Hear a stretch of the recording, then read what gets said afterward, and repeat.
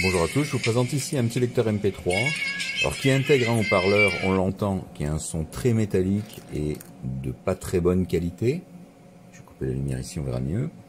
Par contre, dès que l'on connecte un casque ou un haut-parleur externe, le son est nettement meilleur. Donc l'appareil est capable de délivrer un son de qualité, mais je dirais que le haut-parleur intégré est là uniquement en dépannage ou quand vous n'avez que le petit lecteur sur vous. Alors, l'appareil, vous voyez, est de taille réduite, hein, il tient bien en main, ça, il n'y a pas de souci de ce côté-là. L'écran n'est pas tactile, mais est couleur.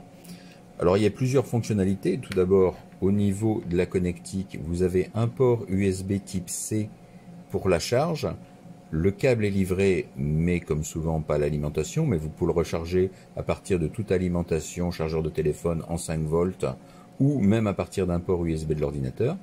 Ici, vous avez un petit micro au centre parce qu'il y avait une fonction d'enregistrement. Et sur la droite, vous avez donc le port jack en 3,5 mm pour y brancher un casque filaire. Mais vous avez également une fonctionnalité Bluetooth intégrée qui vous permet d'y connecter un haut-parleur externe ou des écouteurs Bluetooth, ce qui est ma principale utilisation.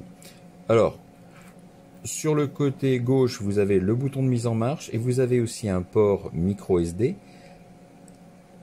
De livrer avec l'appareil une carte micro SD de 64 Go. Ça, c'est très appréciable. Voilà, donc vous pouvez y placer dessus des photos au format JPEG, des fichiers de musique au format MP3, ou alors des e-books, mais le seul format supporté est le format TXT, donc au format texte. Donc ça, c'est plutôt limité. De toute façon, c'est vraiment encore que gadget à mes yeux, parce que l'écran est quand même de petite dimension. Donc pour y lire un livre, c'est limité. Par contre, si vous voulez y afficher quelques notes pense-bêtes, etc., ça peut s'avérer pratique.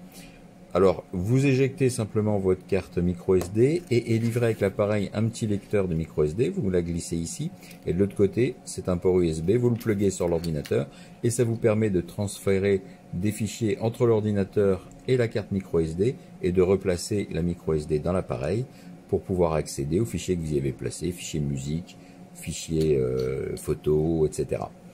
Donc ça c'est bien. Vous avez donc de livrer, je l'ai dit, le câble de charge, si vous n'en avez pas, et également un casque filaire.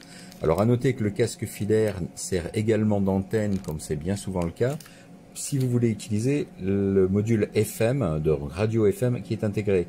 Mémorisable 30 stations FM. Vous pouvez bien sûr sauvegarder vos stations, les stations de votre choix. Mais il faut que le casque soit branché pour pouvoir écouter. Sur le côté droit, vous avez le bouton de volume, plus, moins.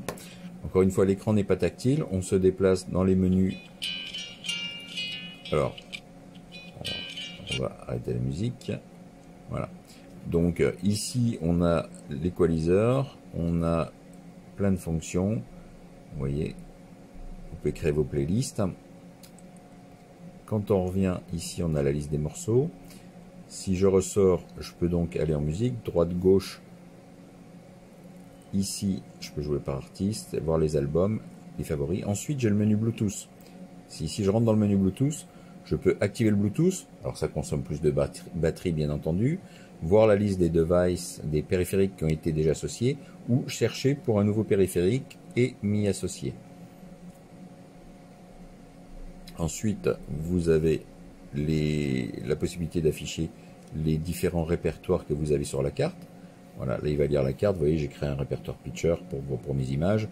Record, c'est pour les enregistrements vocaux que vous pouvez faire à partir du petit micro intégré.